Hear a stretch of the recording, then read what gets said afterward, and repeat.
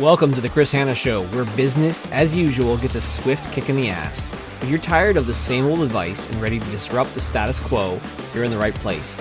I'm cutting through the noise with bold strategies, unfiltered truths, and a no-nonsense approach to entrepreneurship, video marketing, and content creation. Buckle up, because it's time to level up, stand out, and dominate your market. This isn't just another podcast, it's a wake-up call for entrepreneurs and would-be aspiring solopreneurs who are all in. Let's get started.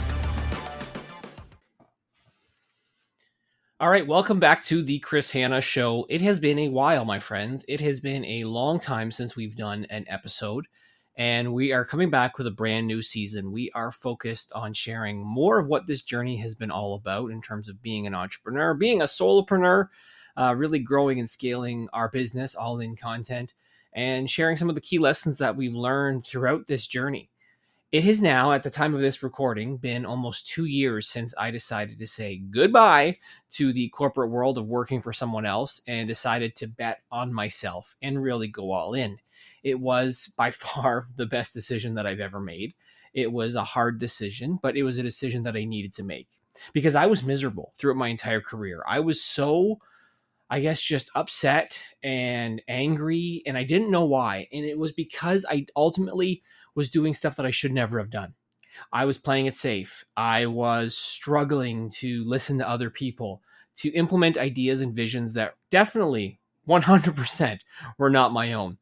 And it was hard for me to eventually realize that. But once I did, once I figured out that, you know what, I'm probably unemployable, I need to run my own business and to be my own boss, things changed for me. And that realization opened up a whole other world. And I feel like over the course of the last 2 years of really betting on myself, I have completely changed my entire perspective, my outlook, how I operate. I can never see another world where I go back to working in a corporate environment, working for somebody else, implementing somebody else's vision. It's not me.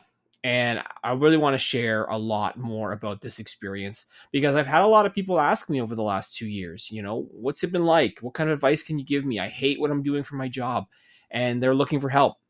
And so if I can impart some wisdom, then I definitely want to be able to do that. So that's what this new season is all about with the Chris Hanna Show.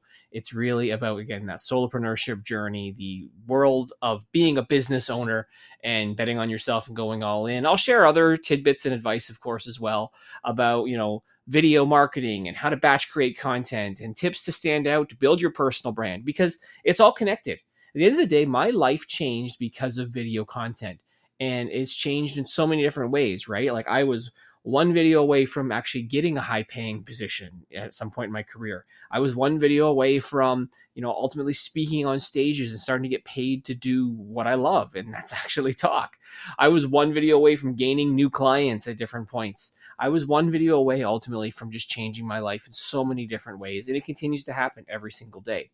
I was just actually interviewed yesterday by some national news organization here locally. And so that was an opportunity to share more about myself and something that I enjoy. And it's because I posted video content online that they said, hey, would you be interested in maybe being interviewed? And for a story that's going to come out in about a month's so time. That's the cool part of video content, is you never know what can happen. And I think it's a cool part of this journey. But here we are. We're going to kick off day one. I should say episode 1 of this season. And it's really going to be about, I think, some of the biggest failures that I have learned and why I say they were fucking necessary. Because when you're running a business, there are going to be challenges. I think that's just part of business. Everyone understands that and they know that. There's different setbacks that happened as well. And I want to maybe talk through some examples of things that have happened over the course of the last couple of years that have really shaped, I think, what we're going to be doing going into 2025 with all in content, what that journey has been like, because it has not been, easy. I thought it would be easier than it is. But I've learned a lot of lessons, and some might say, I guess I've learned them the hard way. And you know what? That's okay too, because I think I'm better off for it, and it's going to hopefully, fuel my success. So some of the biggest failures. So let's kind of go back to when I first initially launched. Right. So November 2022, I said, fuck you. I'm done. I'm leaving. I'm getting out of the corporate world. I'm walking away from being a very successful 6-figure plus, CEO, and I'm going to bet on myself. And I had already created a company, and that company was called Hire For Me. And that company was designed on really making it easy for business owners who know they need to hire, know they need to grow, know they need to scale. They can't wear every single hat. And I'm going to basically hire for them. I thought, I'm really good at hiring. I've done this throughout my entire career. I think I can be awesome with it. So November 2022, quit my job, start, really diving full into this company. And I'm rocking and I'm rolling, and I get a couple people who, I'm hiring for. And then I start feeling like, you know what? I don't really like this. It's actually kind of painful, but you know what I'm going to do? I'm going to keep pushing through because this is the business that I've created. And that setback of also realizing, I'd say in the first few months, that I didn't enjoy it was something that like I wish I would have listened to and leaned in on. Because my first, I would say almost 6 months, maybe 7 months actually, of really being fully focused on Hire For Me, I didn't bring in a ton of revenue. I didn't really produce much in the way of results. Like I did hire, I'd say probably about half a dozen to maybe almost, 10, different roles, but that wasn't enough to sustain me. It really felt like it was a side hustle. And the more I started doing it, the more I started pushing it, and I started being on a lot of podcasts and talking about hiring and the importance of it, I felt like a fraud. And I feel like this is one of the big failures that I had early on, is that I was doing a business that I didn't enjoy. I was doing it because I could do it, but it's not like I wanted to do it. And that's advice that I think everyone needs to know, is that if you are thinking of creating your own business and there's a lot of stuff that you could do, it doesn't mean that you should do it. There is no reason to go and be miserable every single day. I remember complaining to my wife and saying, "Oh, I've got somebody else who wants me to, recruit for them," and I was kind of pissed off and annoyed. And like at that point, like I needed the money, but I was annoyed that somebody had come and asked me to, recruit for them and try and fill a role, because I just didn't feel like I would enjoy it, and like I didn't have control over my time. As much as I created a business to have freedom, flexibility, and fulfillment, I really wanted to be able to, make my own schedule and have my own time. But I realized with a business that's focused on hiring, I can't really do that, because you never know when a client's going to have a need to hire in their business. And so I'm bringing people in, and then like, get a message on a Friday night, like, oh, I need this, get a posting up for Monday for somebody. And then I'm working through the weekend and I'm putting posts up and chasing people down and getting no-showed. And, it wasn't fun and it wasn't enjoyable. And I didn't like it, but that was the corp that I had created. So again, setback number one that definitely stood out was picking the wrong business right from the get-go. And so again, I knew about, 6 months, 7 months in, that this is the wrong business. So I got to pivot in some way because it's not working and I don't enjoy it. What I did enjoy was consulting and helping businesses out. So I'm like, you know what? I love the idea of consulting. I always wanted to do more of it because I'd done a bunch of it as like side hustle. I've done a lot of coaching. And so what can I do there? Well, I'm going to create an offer. So I create an offer and I call it an all-in deep dive, and crickets. Nothing comes. And the setback here was that it was not tested with the market. I didn't get feedback beforehand. So I kind of languished in this like purgatory of having no success for another couple of months. It wasn't until then I went and I met with, local business owner, pitched the idea. She said she loves the idea, but didn't really understand what the offering was. And it's also confusing because I'm doing Hire For Me. I'm doing all these other things. And so I had to refine my offer. I had to refine what I was going to do and come up with the ideal price point and kind of stack some bonuses and stuff on it.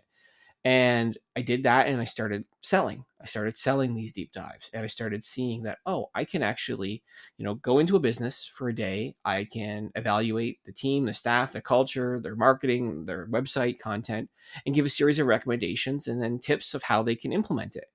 And I was finding I was having success. I was like, wow, I'm having more success doing this over the span of a couple of weeks than I did in the previous 6 to 7 months of trying to run Hire For Me. And because, again, the all-in thing, I said, it's an all-in deep dive.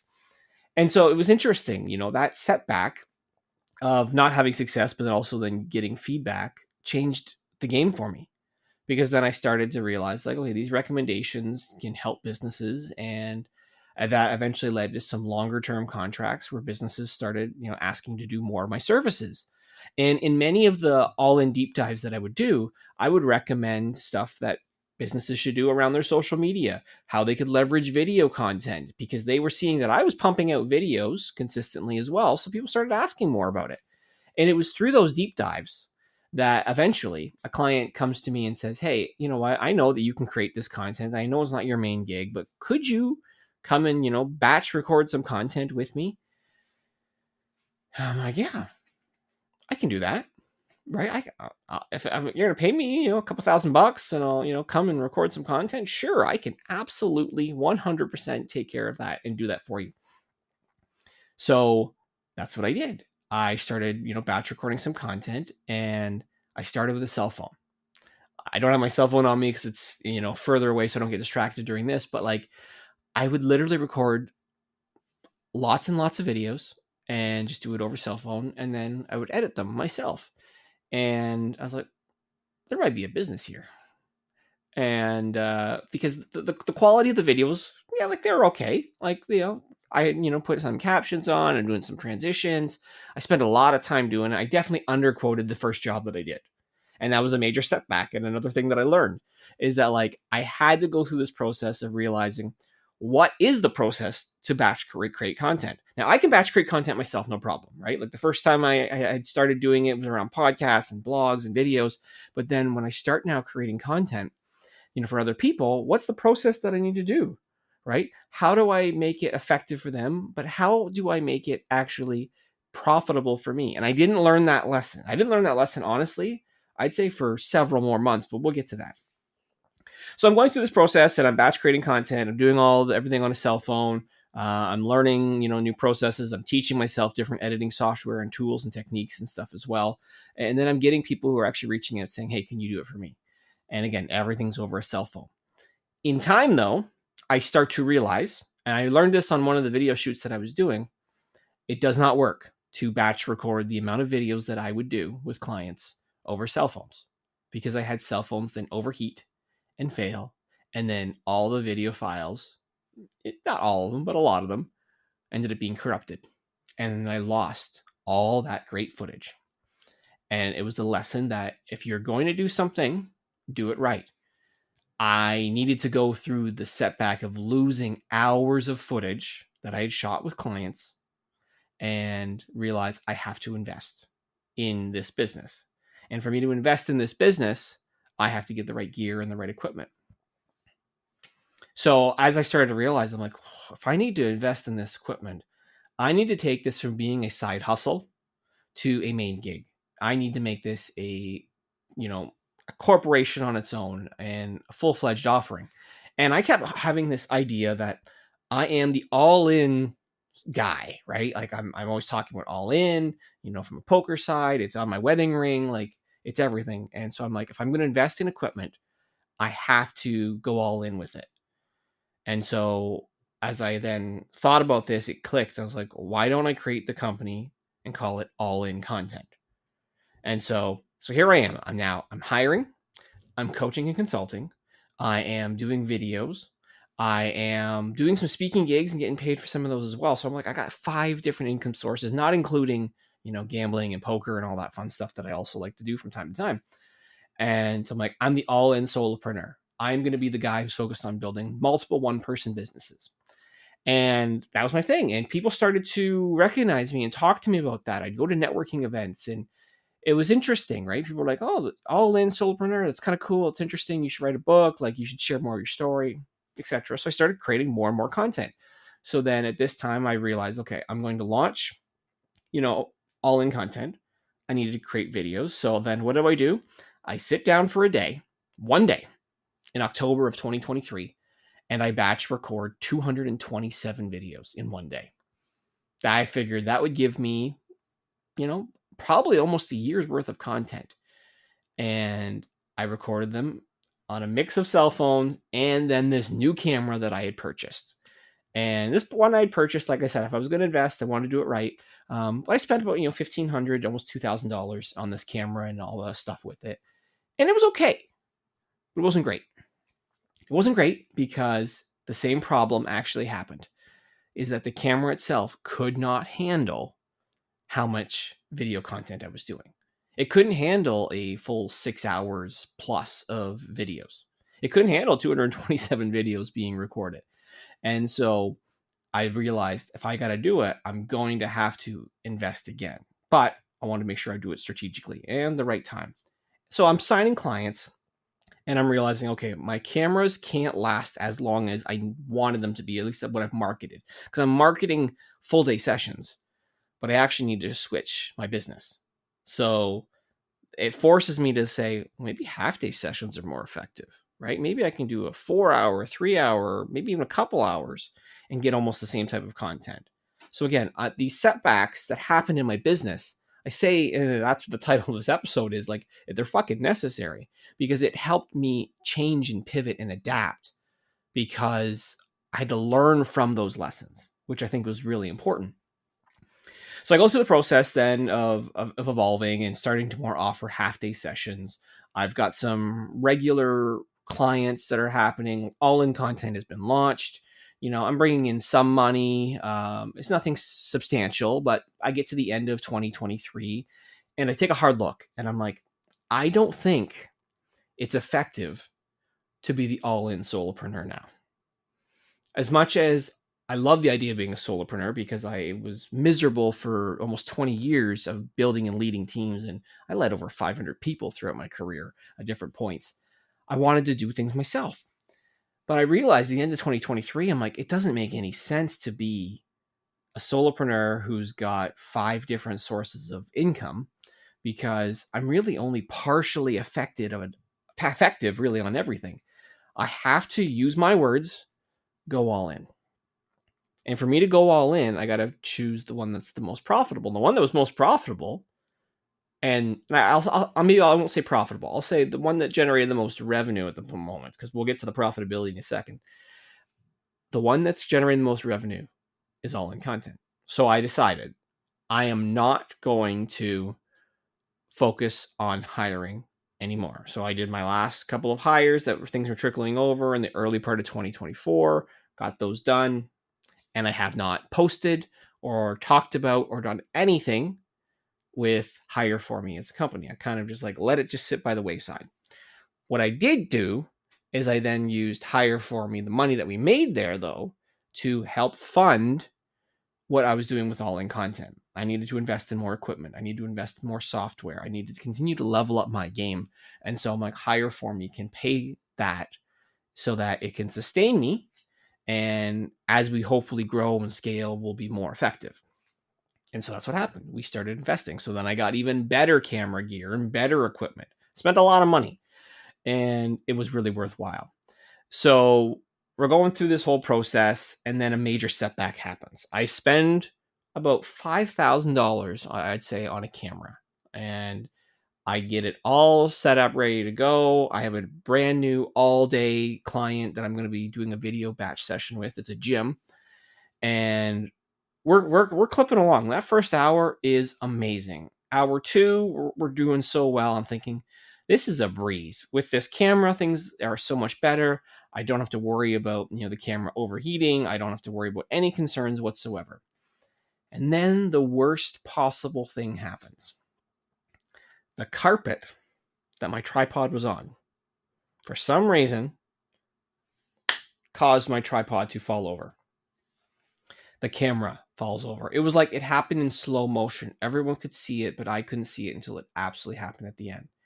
And it broke the camera. The first time I'm using it, the first time I've made this big of investment ever in my business, on a very important all-day shoot with a brand new customer, the camera breaks. I got no insurance because I didn't even think about that. But what I came to realize, and this was my own ignorance, I did not know it was a setback, though, again, that had to happen. I was using a tripod that was included as part of a kit with one of the camera pieces of equipment that I essentially bought. It was definitely not strong enough to hold as big of a camera as I have now. Like I can't show it because that's what I'm recording on at this moment. This is a big, heavy camera with a massive lens that I've put on it. And I was using the wrong equipment. That setback cost me thousands of dollars to basically go and buy everything again because it was broken. It's not covered under warranty. It was a major fucking hassle that I was quite rattled by. The rest of the shoot for that client went okay. Not as good as I was hoping. And at least I can tell too when I look at the videos. Like the first number of videos were fantastic. The second half of it, I'm just not even mentally there because I'm just like, this is a major fuck up. Like this setback, this failure to really have the right equipment was a killer. So recover from that. I do a lot of research. I figure out what's the equipment that I need to get. I then invest even more money in, having the right tripod and the right equipment.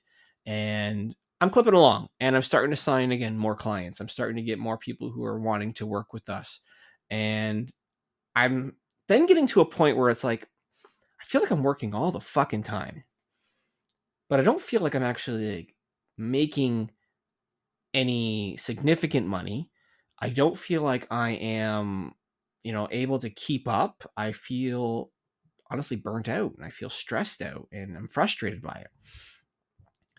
So I have a good conversation with my wife and kind of she has this realization also that she's not happy where she is. And I'm like, as much as it might be tough, she had suggested, what if she left her job and came and worked for me? And that was an interesting idea. All right. She was in school at the time, just part, so in school, working part-time, and the part-time job that she had, she wasn't loving it. And I was like, well, I guess if it would help me if you can kind of come and work for me, I could give you some basic stuff. I could train her on some things. And that's what we did. And so she started coming and working for me. She worked for me throughout the entire course of the summer. And we started ramping up. And it was like the realization is I can't do it myself. The failure of doing it myself was actually burning me out to the point where I felt like I kind of was starting to hate not what I did, but who I was. Because I just felt like I was sitting here in this room editing videos all the time because I was recording too many videos. And I wasn't feeling like I was making money. So my wife comes, she starts working for me. But then I come back to that whole making money thing. I was working with a client who was a bookkeeper, and she had done a video on job costing. And for those who don't know what job costing is, it's basically you figure out what's it cost for you to fulfill, the work that you do. And I start doing some modeling and I start doing some numbers and I look at all the different clients we have. And at that point, we probably got 10 monthly retainer clients. And we got half-day sessions that happen in there and some full days and everything as well. And then a little consulting. So I kind of take a look at everything that I do. And I'm like, I really don't think I'm making actually good money on this. Like I'm selling my half-day services and my monthly retainer packages, and I'm losing money because I looked at what's my time worth to go and record? How many videos am I editing? How long does it take to edit those videos? How long does it take to put thumbnails on, to caption those videos, to schedule them on social media, to manage and engage and adjust and travel to and from different businesses as well? And I realized across the board that I was undercharging every single client. And I was struggling with the idea of how do I adjust my rates? I locked in some for a year. So I can tell you, even at the time of me recording this right now, I've got some clients that I'm definitely losing money on every time that I work with them. But I had to adjust in other areas. So I started to make some changes and tweaks to my marketing. And I started to realize that I have to adjust my price point, which means I also have to adjust who do I work with. Because I was wasting a lot of time, and this is going to sound offensive to some who might see this, but I was wasting a lot of time with people who were, I'm going to call them the side hustlers. The people who, want to create a business, but they don't have the budget to pay what ultimately the value that I'm providing them. And it's kind of that setback of realizing I'm losing money. I'm not actually making enough to cover my expenses. I'm not making enough to, make sure this is profitable anyway. I'm working harder than probably anybody. And I should actually be charging, in a lot of cases, 30, 40, 50, even some cases 100% more than I'm actually charging. it's hard for, existing clients to be able to swallow that pill too.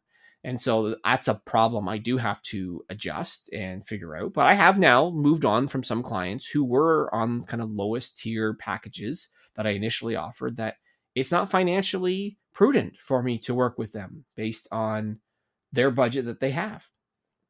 But that was a setback that was hard, I think, to kind of figure out and to realize. And it kind of pissed me off that I have prices that are way too damn low.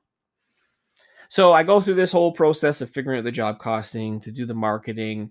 I then start to realize, hey, I probably at this point, need to kind of just steady state. Let's just get through where we're at. And I start doing that. But as I do that, I then get the opportunity, which I think of is going to be an amazing opportunity. It's going to continue to really reap rewards throughout 2025 for a partnership with our local Chamber of Commerce, which is great.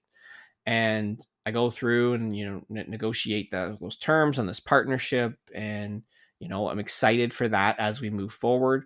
If I had to go back and do it over again, I'd probably change some of the terms and the commitment on my side, because we have done a lot of work thus far that hasn't resulted in exactly what I'm looking, I was hoping for.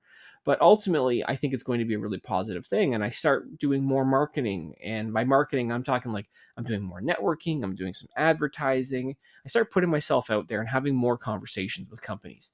And then it dawns on me, shit, I'm at a point where I will not be able to fulfill because I just can't keep up with it. Like, I only have so much time to edit. I have only so much time to, be behind the camera, to coach people, do everything I need to do. So I'm like, I need to outsource. So throughout I'd say late summer, I decide I'm going to outsource video editing. First, I post that I'm looking for people locally to hire. And then I realized really quickly that what I'm looking for is probably not something that's a local option. I actually need an agency to help me for the scale that I do, and also to help me make it profitable. So my setback here is that one of the first agencies that I look at, I sign with, as opposed to going and actually checking some of the other agencies out there. And I was so excited. I thought this is going to be the thing that's going to save us. It's going to, obviously there's a cost that, for an agency, it's not cheap. It was actually quite expensive because, of course, they don't charge me in Canadian dollars. They charge me in US dollars, which means it's a lot more money. And I start trying to work with this agency, and I give them samples of things that I need. And I say, here's the deadlines in which I need these videos. And not a single deadline was met. Not a single video was of better quality than I could do my own. Now, could I have probably given better feedback and suggestions? Yes. And I think that's where I kind of went wrong.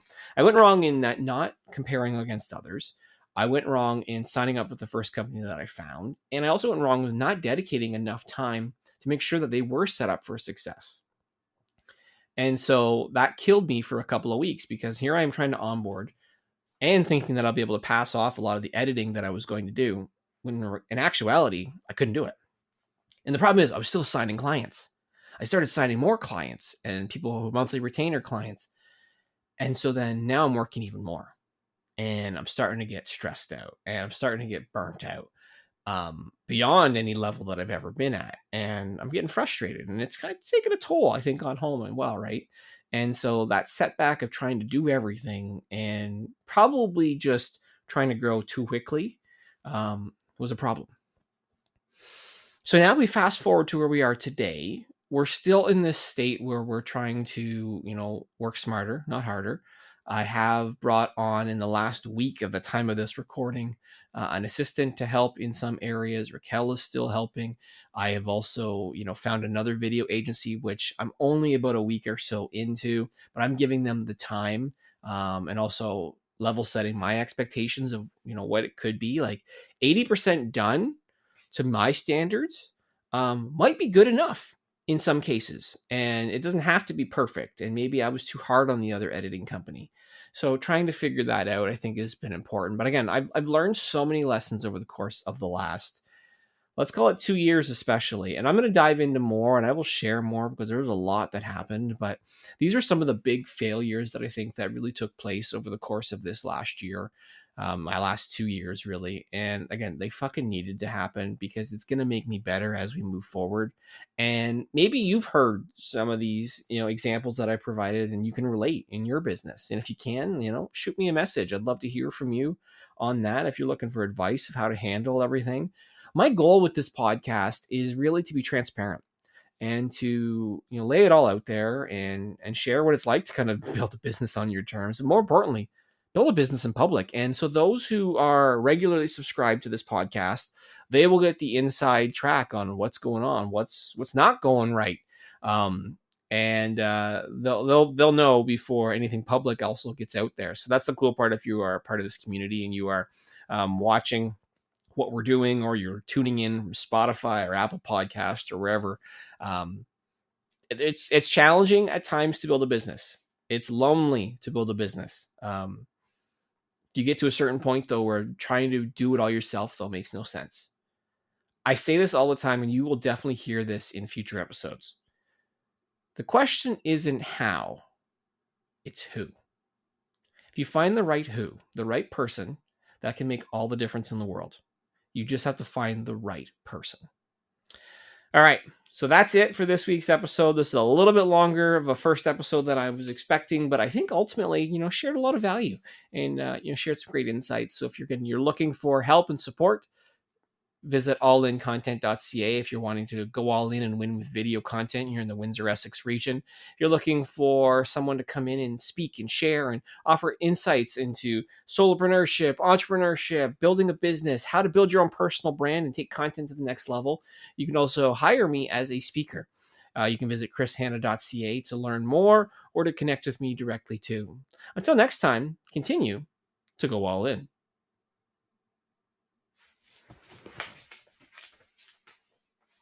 All right, that's a wrap for today's dose of reality on the Chris Hanna Show. If you're fired up and ready to kick some serious ass, then I've done my job.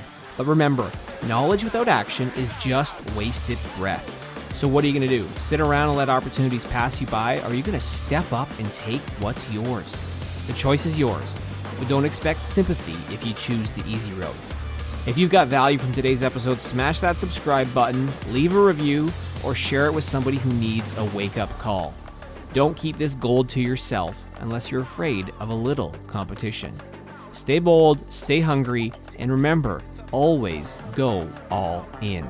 Until next time, this is Chris Hanna signing off. Now go out there and take what's yours.